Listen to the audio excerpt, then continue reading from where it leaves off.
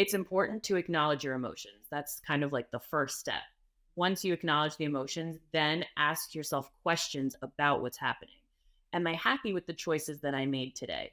Am I happy with where I am at today? Am I happy with um, how I've been feeling today? The decisions that have created my tomorrow. So, asking yourself questions about yourself can help with your progress and your future. Welcome back to Heal Your Roots podcast. Today's guest is Gabrielle Larin, licensed marriage and family therapist and a therapist at Heal Your Roots Wellness. She shares her insights and approaches to helping people work through people-pleasing tendencies. You're definitely going to want to hear today's episode. Welcome back to another episode of Heal Your Roots podcast. I'm excited to have our guest. She's back with us, Gabrielle Larin. Gabby is a therapist at Heal Your Roots Wellness. Gabby, thank you so much for joining us again today. Thank you for having me. I'm excited to be here. Absolutely.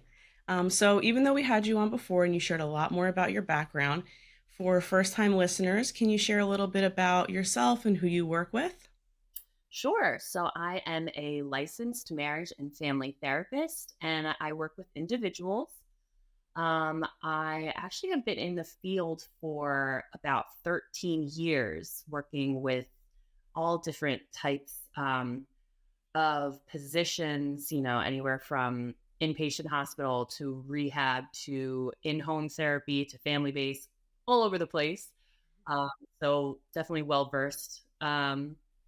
And right now I am specializing with depression, anxiety, and I love working with self-esteem. Awesome. I know you have, especially right now, a lot of young adults struggling with self-esteem, people-pleasing tendencies. For first-time listeners, you're also Hispanic, so you have a lot of clients who also can relate to that as well if they're coming from a similar culture and background. So Gabby definitely has some limited openings. If anyone hears after this episode and was like, I have to work with her, you can reach out to us. But yeah, so I thought maybe we can kind of dive into the self-esteem part. Because I know once we talk pretty frequently about, client cases and who you're seeing, and there's been a lot of themes coming up around people pleasing. So if you want to share a little bit about how that's been presenting and how you work with that. Sure. So in terms of people pleasing, I have noticed that a lot of times people will put other people, their opinions or their emotions, or they don't want to upset other people ahead of themselves. So they are more likely to think of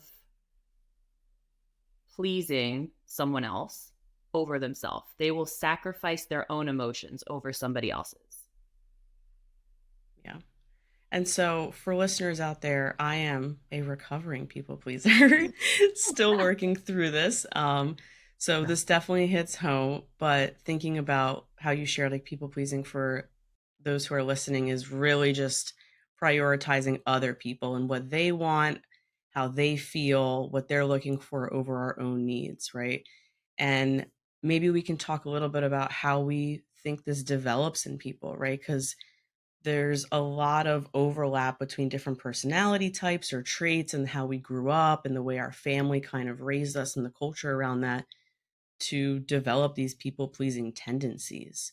Have you noticed any themes with your clients or just people in general that present this way that have similarities from when they were growing up? Yeah, I've seen a lot of environmental. So a lot of upbringing and how people were raised and the family. So a lot of times it will be, wanting to be that golden child and wanting to make sure that they make the parents proud. Or it could be making sure that they're not failing their parents, because those are two different things. You want to make someone proud or you don't want to fail. Um, and I've seen also a lot of sibling rivalry. That's a big one as well. A lot of competition in that. And I can definitely see a lot of upbringing issues with that. For sure. And I know this, while this presents across all genders, right? I do see this a little bit more normalized, I think, for girls or females, kind of thinking about like the societal expectations, especially while we're growing up, is like be polite, be nice, don't make anybody else around you feel uncomfortable, be considerate, be agreeable, right? Like we hear these messages enough while we're growing up that it's like, okay, everyone else's feelings are really important. I can manage my own later, or they're not as important, or I can put them last, right? I have to make everyone else around me feel comfortable because otherwise it's rude or it's inconsiderate. So I find that that comes up a lot with women too. That's interesting that you say that because it's almost like men are supposed to be physically strong and women are supposed to be emotionally strong. So they can handle things, they can deal with difficult emotions. So it's almost like there's a saying in Spanish, you look prettier with your mouth closed. Oh So basically, wow. yeah. So basically, just don't say anything, and just be pretty and polite, and just let whatever happened and not fight back or not be assertive or Mm, don't dominate a conversation. yeah. Wow. How would you say that in Spanish? I'm just curious. Um, Te ves más bonita con la boca callada. Wow. You look prettier with your mouth shut. That's so messed up. But like that message comes across, right? Like your role should just be this: look nice, look pretty, be presentable and agreeable, and don't stir the pot, don't create conflict, right? Like being angry, showing that aggression or assertiveness is not a good look, or that's not what you're supposed to do. Right. Mm. And so I know a lot within my culture as well, Eastern European, is that, you do put everybody first, and the woman is supposed to put their feelings last. And I'm also thinking about when you're saying, like, with your parents, right? Like this golden child or not wanting to fail, but also thinking about how everyone else presented in the house, right? Like, especially if you had parents who were easily emotionally triggered or had anger issues or a temper, right? Like you kind of like read the temperature of the room, or at least I did growing up, right? Like you would read the temperature of the room and you would like based off of how everyone else feels would know like, okay, maybe I shouldn't talk this time, or maybe I should be nice, or maybe I, right? Like as a reaction versus just being who you are and everyone else dealing with their own stuff. So I think a lot of people pleasers also develop this ability to read other people's emotions and then respond to it. Yes. And I also have noticed, speaking on that, that children, I would say, in our generation, children have been more focused on making sure that the parents' emotions are okay, kind of like checking in, like, oh, like mommy doesn't like that. You're making mommy sad. And then just like, oh, I don't want to make mommy sad. So I have to regulate my own emotions before hers. Like I have to help her be okay. So I have to make sure that I'm okay in order to help her. And, it should be the opposite where the parents are supposed to be the ones regulating their own emotions so that they can help the child. Yeah. So while this is not to bash parents, right, especially from older generations, everyone is just trying to do their best based off of what they have been handed down and what they're capable of, right? They act that way because they're parents. But I think that now that we're a lot more aware of how our behavior and emotions impact each other, right? I think our generation is a little bit more self-aware and understands this and is more willing to work with emotions and acknowledge that they exist. Right? Like I can't imagine how many times I've told my parents they may have anxiety. Like, that's not a real thing. Like, Right. okay, but you're exhibiting all the symptoms, but cool. Okay. That we as kids we take on the responsibility of making sure our parents and our siblings feel okay.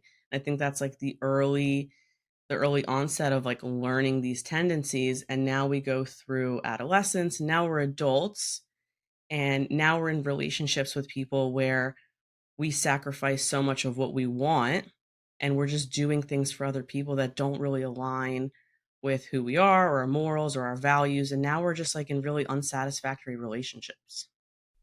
Right. And I think it's tough when it's kind of like you're digging your own hole. And then once you're in it, you're like, oh, wait, I have to get out of this because I'm realizing that I'm not happy with where I'm at. I'm not happy with my relationship. I'm not happy with putting myself on the back burner. I want to put myself first. And then because you've been in this pattern for so long, it's so much more difficult to get yourself out of that pattern and to build a new pattern of putting yourself first. And it's difficult to know not only how to do that, but how to start and how to begin those steps in building that positive pattern. And I find that I have a lot of clients who, when they come in, like they want to do that, right? Like, I want to be more assertive. I want to do things that I want to do. I want to be able to say no. And then as soon as we start practicing, they're like, never mind. I don't like it. I thought I could do this without upsetting everybody. I'm like, oh, that's kind of the point, is that you're not going to be able to continue pleasing everybody because what you want is going to be different than what someone else wants, because that's kind of just how it goes. We're not all the same. We don't always want the same things. And you're going to inconvenience somebody, or something might be considered inconsiderate, but you're really just putting yourself first. Right. And there's a difference between um, making yourself feel uncomfortable for doing what is right for yourself. And I feel like a lot of times people think that, oh, if it makes me feel uncomfortable, it must not be right for me to do that. But you have to step out of your comfort zone if you are so used to doing something that isn't right for you for so long. It's almost like your body is comfortable there. Your body is comfortable doing things that are not right for you. It feels good because you know the outcome, you know what it's going to feel like. And unknown is so scary. So we don't want to make those changes, even if we know that it's going to have a positive outcome for us. So Mm, it's pretty scary to make those changes, even if we know that they're good for us. yeah. And so how do you help people approach that? Like, what is kind of like your, I mean, obviously it's different for every person, but like, what's kind of like your general approach of like starting that process for people? I will I'm big on praising people, so I will find those small successes. A lot of times people think in order to feel good about yourself, you have to have this extravagant event that it's so successful and it's like, you got this huge promotion or, you bought a house, things like that. And it doesn't have to be this extravagant win or gain. It could be something as small or as simple as having a good day and not having a negative self thought. And that is a huge gain. That's a huge win. And we have to celebrate those small successes to be able to feel confident within ourselves that if we did this one small thing, we can continue to do those so that they can eventually become bigger gains in the far future. So starting baby steps is having them even acknowledge that they're little victories along the way. Yes. And I will remind people of those small successes along the way until they can remind themselves. So I'm big in praising and reminding people that there is good in every day, within yourself. And you can see those positive things within yourself, and those small successes within yourself. I will remind you until you can see it yourself. And then it becomes a little bit more natural for you to see it without me having to remind you. Okay, awesome. So building that up slowly but surely, because that definitely takes time, and like compounding that thought process as a normalized and regular thing. Right. Take some time to build it, but I'm patient. And part of that too, I like when I'm working with people who have people pleasing tendencies, is also what is the fear, right? Because I think there's a lot of fear and wanting to avoid certain emotions or certain things from happening, right? So, like, I think the most common that I hear is not being liked, being seen as rude, or if you're a woman, as a bitch, um, being left, like people are going to abandon me if I'm not like this anymore. And what's the last one I'm having? Those three are the big ones. Oh, and conflict. Not wanting to feel or be engaged in conflict, right? Like avoiding conflict at all costs. All of those things feel very, very uncomfortable in our bodies. And especially thinking about being abandoned, right? So conflict and being abandoned really and how you're perceived. So I like to highlight that these are all the things we're prioritizing over our own happiness, our self-esteem, our self-respect, and having more genuine relationships. And I that's think when I put it that way, ahead of yourself, because exactly what you're saying, all of those things are putting other people ahead of yourself. mhm. And so do you hear that too? Like when you So start like digging and processing, like what is holding you back from doing these things and putting yourself first? right, and a lot of times it's a burden. How am I if Mm, am I going to be a burden on other people? Am I It's almost like seeing yourself as being negative. If you put yourself first, you are a negative. Either that conflict or abandon. Something bad is going to happen if I am going to do this. A lot of what ifs. Um, so a lot of times I will say, okay, well, you're thinking, what if something bad comes out of this? Help yourself change that thought process by asking yourself, what if something good comes out of this? We can't control anything. We can only control what we're doing in that moment. And if we can control ourselves, not other people, let's control what we're doing for the positive and the benefit of ourselves. Once we have our cup filled, then we can help fill someone else's. But until then, let's fill our cup first. I love that you mentioned this aspect of control. I think there's a lot of need for control and people pleasing, right? We think that it's like, oh, it's about other people, but really a lot of what we're doing is to control the perception of what they have of us, how we think the outcome is going to be, how we're going to feel, how they're going to respond, right? Like it is really about control for because we know if we act this particular way, we'll be able to get this in return. This person will like us. This person will want to continue hanging out with us. They may think something positive of me, right? They're not going to leave. So there's all of this extra work and thought and overthinking going into controlling a situation. And I think like the thought of someone releasing that, it sounds horrifying and it can be horrifying too. Yeah, it is really scary. I also notice a lot of times people with people pleasing tendencies want to stay in control. And if they feel like they are out of control, one thing that they can control is their reactions or their emotions based on somebody else. So they can control themselves around others. They can, put others first, and then they can control the outcome and the feel of the relationship and the communication and the connection with another person. And I was listening to something earlier, and this is gonna be an unpopular opinion, but the more I thought about it, I'm like, this is kind of true, is that being nice, right? Like people pleasing can kind of overlap with being nice, not kind, right? I feel like kindness and being nice are different. Nice is being polite, agreeable, just doing things. It's more self-centered than kindness, right? Kindness is different because you are going out of your way to do something for somebody, regardless of how they perceive you or what you get from it. It is just a give. Being nice is doing something so that everyone else around you feels comfortable and sees you in a particular way and likes you and wants to come closer to you.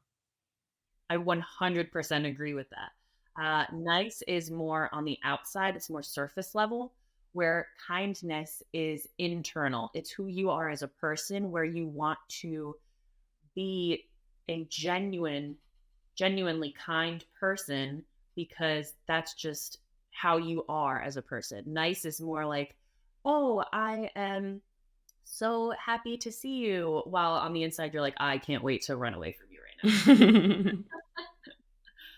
So it's definitely different. I actually that's funny that you said, I saw something on the internet the other day that was like, um, nice is seeing somebody with a flat tire and saying, "Oh, I'm so sorry that you have a flat tire. That's really unfortunate." Where kind is you pull over, you stop your car, and you help them with their flat tire. And there's also, so there's, you mentioned something, right? Like the way it presents outwardly versus what's going on inside, that there's this lack of congruency, right? Like, so you're actually not being yourself, or what other people get to see of you is not actually who you are or the authentic version of you. So I think a lot of times with people pleasing, we want to be liked so bad that we don't even give the other person the opportunity to actually like us because we're not doing things that we actually want to do. Right. So we end up saying yes to a lot of things. We end up doing a lot of things, acting a particular way because we think that's how we're supposed to be liked. But then, really, inside, we're feeling resentful. We might be passive aggressive. We might be really mad at somebody, but they'd have no clue that we feel that way. And now we're holding these grudges and the other person doesn't even know, right? So this relationship, there's a gap of vulnerability and a real connection that we're actually really craving, but we're not even allowing. Right. It's a mask. That's Mhm. exactly what it is. You're putting on a mask to have other people feel a certain type of way about you. But meanwhile, as you said, you're not showing your authentic self. And that happens a lot where people will put on this mask thinking that someone else wants that mask. And then the other person doesn't even like that. And they missed out on an opportunity to show who their authentic and genuine self is. And maybe that person would have liked that better, but they put on a mask thinking that that's who they are supposed to be. That's who they are um, going to be perceived as a better person. And so how do you help people start the process of embracing more of who they are and like allowing other people to see that, or saying no, or giving answers that are actually aligned with how they feel? It's tough. As we've been saying before, it's a slow and steady process. It's baby steps. Um, And just like I was saying before, when you catch yourself thinking a certain way, oh, maybe they think of me in this way, and then asking yourself, do I believe that to be true about myself? If somebody is thinking something negatively about them, pause, notice that you're thinking that about the other person and what they are perceiving, and ask yourself, is that how I perceive myself? Is that true? Most of the time, it's not.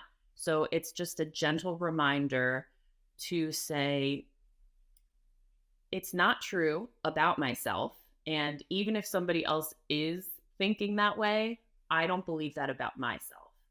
And they probably don't also. It's just in my head that somebody is playing this little game in my head that's making me think that way, but it's not true. And I think a big part of that also is like breaking this habit of assumptions, right? We're like constantly assuming that if we do this, the other person is going to think and act this way. So allowing yourself, like you're saying, is having a different, like a moment of clarity, a moment of, okay, what's another option? Like maybe they will think that way, right? We don't actually know, but maybe they won't. Maybe they'll be totally fine with it. Maybe they won't even care. Maybe they'll still love you just the way you are, even if you have a differing opinion or want to do something else. And like leaning into that and allowing yourself to see what happens and sitting in that discomfort of the unknown. And that's the tough part, sitting in that discomfort of the unknown, because as Mhm. humans, the unknown is the most ultimate fear. So that's really difficult, especially with people pleasing, because you're so terrified of the unknown of what if I don't, because I've never done this before. So it's feeling that comfort, feeling comfortable in the uncomfortable. Yeah, and that takes time, right? Like that's like building the tolerance for the discomfort and like starting super, super small, like you were saying before, and like seeing what happens, right? Like, what if you just say no? Or what if you start, right? Like, let me think about it. Right. Sometimes it's really tough for people to go from I'll do whatever to no, Right. to give yourself the option, right? Like, let me think about it. Let me get back to you. I'm not sure yet. Give yourself the option and see how that feels in your body, how that lands, and see how the other person reacts, right? Like as like a measure to see for yourself if you can keep going. Yeah, take a step back and even just start by acknowledging that you're doing it. Because first is you can't change anything without understanding it. So you have to understand that that is what you're doing. You have to acknowledge what you're doing. You have to realize what you're doing so that you can notice it to see how you can change it. Because as we were saying before, everybody is different. Things work for different people.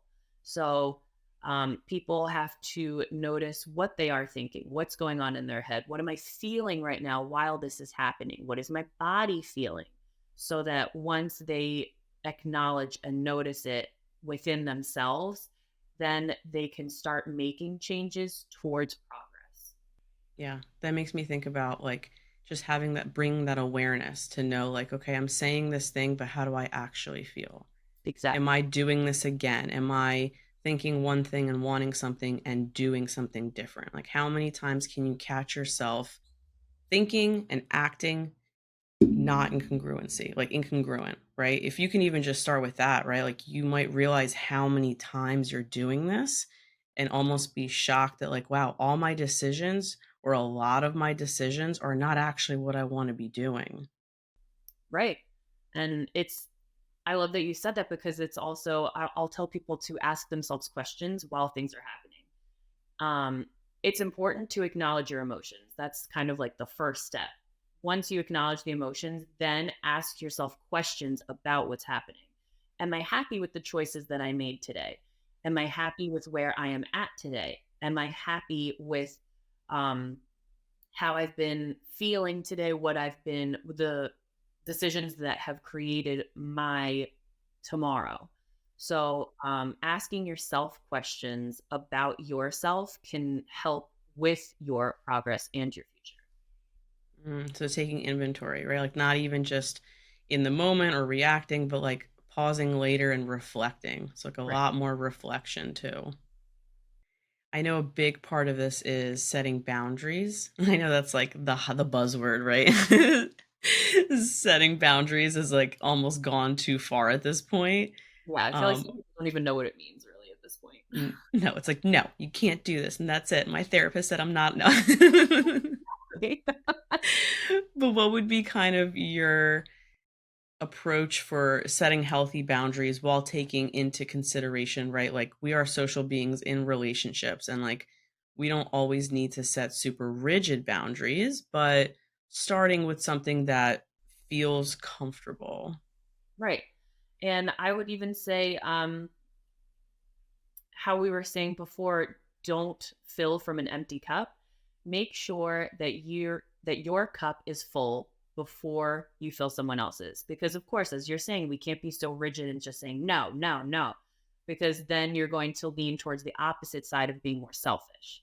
So we have to find that balance. And a lot of times people will actually struggle with finding that balance because if you're on one end of the spectrum of being completely selfless and you are starting to inch towards the middle, you're going to think you're completely selfish because it's such a drastic change of where you were before. So again, feeling comfortable within that and how we can notice where that balance is don't, if you're going to say yes to someone else, make sure that you're not saying no to yourself. So you have to acknowledge that if you are okay, if you are mentally, stable and comfortable with where you are, you're not just dropping everything for somebody else. You are um, able to say yes to somebody else, then say yes to them. But if you are going to say no to yourself first and your needs, then it's okay to say no to somebody else. I like that distinction, right? If you're going to say yes, make sure it's not you're saying no to yourself. Yeah. And I think with time and practice, right, there can be exceptions and we can be mendable, right? Like, because there's going to be times where, we made a promise to somebody or we have a commitment and we're no longer in the right headspace or it doesn't make sense anymore for us. So sometimes we're going to want to say no, right? Other times we're going to want to say, okay, like, is this regular for this relationship? Like, is this normal for me to constantly be doing things and saying yes, or the other person's expecting me to drop everything for them? Or are they generally very respectful of my time, considerate of me, and I've made a commitment and I need to show up because I have to follow through what I say? I think that can be really tough sometimes, those gray areas. And I think that that comes later down the line to feel more comfortable making those decisions. But like in the beginning, kind of focusing on the more ones that are a little bit more clear and make more sense in the beginning of like, clearly I'm not in the right headspace. If I don't go on this coffee date with my friend, nothing bad's going to happen. I haven't canceled before. I really don't feel well. I'm just going to let them know I can't make it. Right. It's all about balance. And in order to get that balance, sometimes in the beginning, as you're saying, we have to be more selfish to understand that it's okay to put ourselves first. Once we feel more comfortable with putting ourselves first, then we can find that balance of understanding that sometimes we won't be 100%, but we still can say yes to somebody else. So it's about finding that balance. And I think another big part is when you were mentioning earlier, like, oh, I feel like a burden or I feel like a bad person, right? If I do this, I like to ask people, like, well, if someone did that to you, would you be upset with them? They're like, no, I would never. I would totally understand. It would be totally fine. I'm like, really? So why does the rule change for you? Why are you the Nope. only one that this is a burden or you're a bad friend or this is horrible? But you get to be considerate of everybody else's feeling. Why can't anybody else be considerate of you? Yep. I will tell somebody to ask themselves in those situations, pretend that you are asking a friend instead of yourself. And a lot of times the answers will change.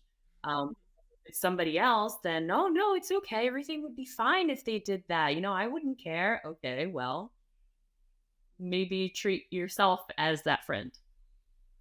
And to kind of go along with the self-reflection that you mentioned earlier too, like some tips for people, like some practical things they can do. I remember when I was like starting out with this, especially when I was going to therapy for myself and like working through this process is kind of reflecting like when I am thinking about someone calling me, right? When like checking in with myself and my body, right? Like if I get a phone call from somebody and if I see this particular name, how do I feel? Do I feel like, oh, do I feel drained? Do I feel like I don't want to pick it up? Do I feel like, oh, I have to get ready for this call, right? Versus like, oh, I'm excited to pick up this phone call or I'm excited to see this person, right? Like what comes up for you in your body before, during, and after spending time or communicating with a particular person? If it is perpetually feeling like it's an obligation, like you don't feel great about it, you're left feeling kind of icky afterwards, thinking about what kind of boundary do I need to set then? And sometimes you don't always have to verbalize that boundary, right? It could just be an internal one of, I'm not going to pick up the phone when they call. And that you're allowed to do that, right? Like, or I'm going to text them back, or I'll call them back at my leisure when I have more time, or I'm not going to make plans with them as frequently, right? Like, really, when you're saying taking inventory is like checking in with yourself, like, how do you feel around particular people before, during, and after? And is there something different you can do or show up in a different way to maintain that relationship if you want to maintain it? Or maybe part of this process you realize like this relationship is really made out of obligation and we don't necessarily want relationships like that. I mean, sometimes we will, right? If they're family members or, work like coworkers, right? Like there's going to be certain situations where like yes, they're going to be in our life, but we can limit the amount of time we spend with them, talking to them about what and how much they impact us. Right. I love that. Because you are acknowledging your feelings based off of the person and seeing the pattern. I'm very big on patterns. And if, one day you just don't feel like talking to them, that's fine. But if it continuously becomes a pattern, then that's telling you something about how you're feeling based off of the other person's feelings towards you. So it's about a relationship, it goes back and forth. It's not just a one way. So I love that. Yeah. And I think a big part of this too is knowing that through this process, you may lose some relationships. And that's okay. I and that's okay, right? Like I think it feels a lot scarier in the beginning because then we think, well, I'm going to lose all my friendships, I'm going to lose all my relationships, but no, that's not true, right? Like it takes time to set these boundaries, feel out relationships, see if they make sense for you. But I think as you do this work, you recognize that like some of these relationships, like, even though they've already not been satisfying, you become less and less engaged in them because you start recognizing, like, I'm not actually getting anything out of this friendship or this relationship, right? If I don't put in all the work, if I'm not the only one reaching out or like bending over backwards, doesn't really, nothing's going on. Like, nothing's happening. I'm not gaining anything from this, right? And like you said, if it's a one sided relationship, you have to really think about, like, is that worth my time and energy when after I've been reflecting, I have these other people in my life that it's very reciprocal. I feel great afterwards. So like shifting away a little bit is a natural part of this too. Yeah, and I think that that's important to acknowledge as well. It's shifting away a little bit, whereas a lot of times people will think they just have to fully cut them off and that's it. Where you can still have that person in your life. You can, if you want them in your life, keep them in your life. As long as you are helping yourself through that, making sure that you're okay through that, you can distance them. You can put yourself at a distance, put them at a distance, and continue the relationship based off of your comfortability. Where are you comfortable with that relationship? If it's, over here, that's great. If it's closer, that's great. If it's cutting them off completely, that's great. It's about that balance. It's about finding what's right for you, not what is necessarily comfortable because you've been used to it for so long. Absolutely. Yeah. And I think a big part of these too is also recognizing when you're internally like really mad at somebody, but they don't know. Right? Like, are you perpetually angry at somebody or annoyed with somebody or feeling passive aggressive towards somebody, right? Because I think a lot of times we might be mad at someone because they didn't show up a particular way because we were expecting them to, because we always do, right? Yeah, Like, well, I'm always there for you. I always do this. I'm always willing to, yada, yada, yada. But this other person isn't a people pleaser and they're not going to prioritize your feelings over theirs. And that's not necessarily a bad thing. But if your expectation is that and you don't share that with them or you're angry with them and they don't know, I think it's also checking in with yourself like, are these realistic expectations? Like, am I just over giving or are they being rude? Right? There's a difference. that's a very important distinction. A lot of times people will say, well, if I'm doing that, then I should expect somebody else to do that in return. Everybody's different. Everybody reacts differently. Everybody loves differently. Everybody connects differently. We're all different and we want to give off um, in different ways than other people want to give off and take in different ways that people take. So I feel like communicating that is so important and being open with people in your life, because if you do love this person and the person loves you, then you should feel comfortable in terms of communicating what you want and how you want to be supported.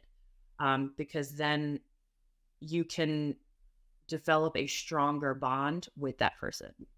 Hmm. And that's a big part, right? That I think we've been dancing around, but not necessarily like identifying as communicating. is A lot of this means you're going to have to communicate what you actually feel and want and expect, or if you're upset by something, expressing that too. Right. And that's the tough part is um, vulnerability, being okay with being vulnerable. And a lot of times people don't want to feel vulnerable because that vulnerability makes them feel like they can get hurt.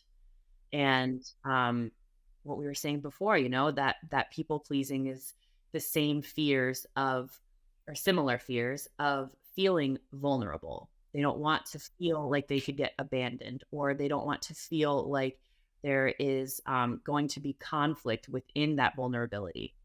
So it's difficult to communicate your needs and feel that vulnerability at the same time. Yeah.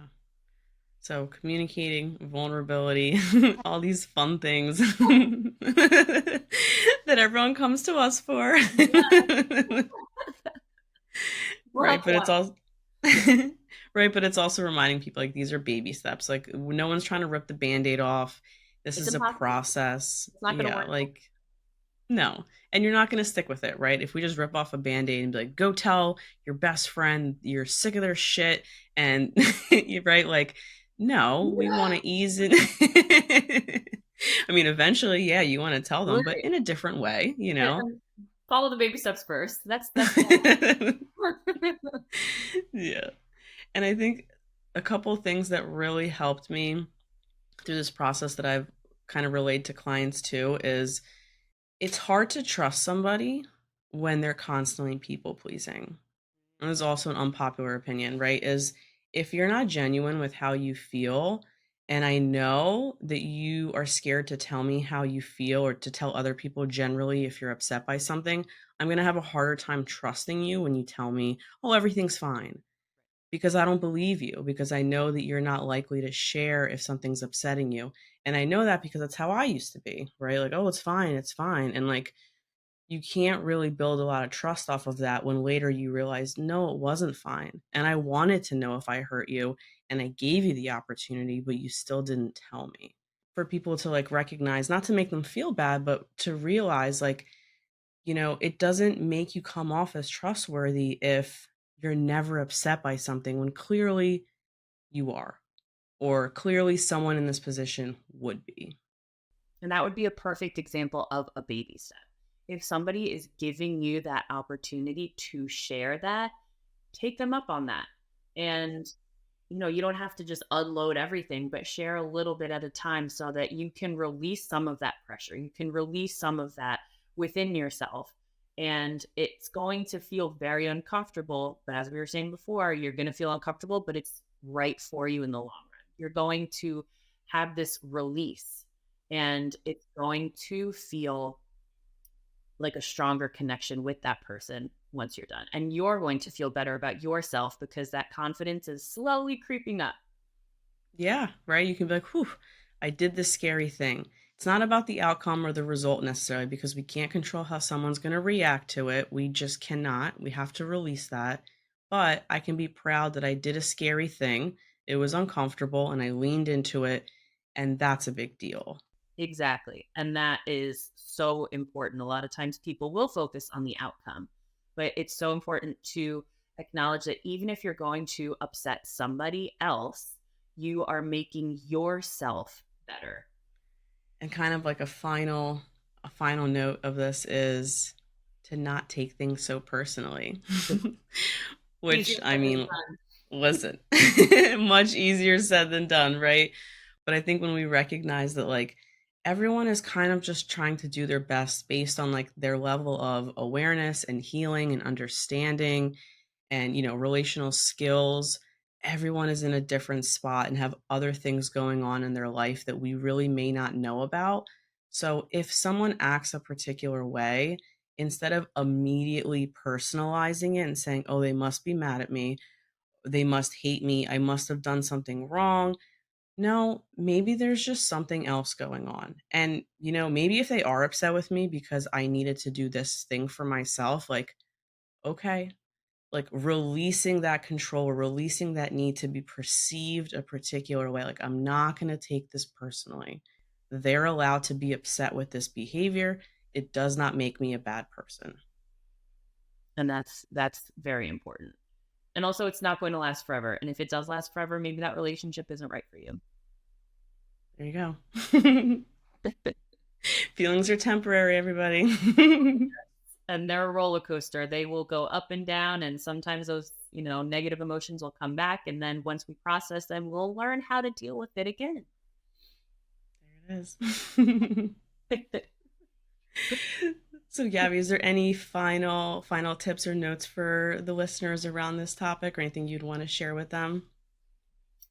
If you are struggling with people pleasing and you want to start somewhere, um, I don't know if I'm like allowed to say this, but fuck everybody else. You're allowed to say whatever you want.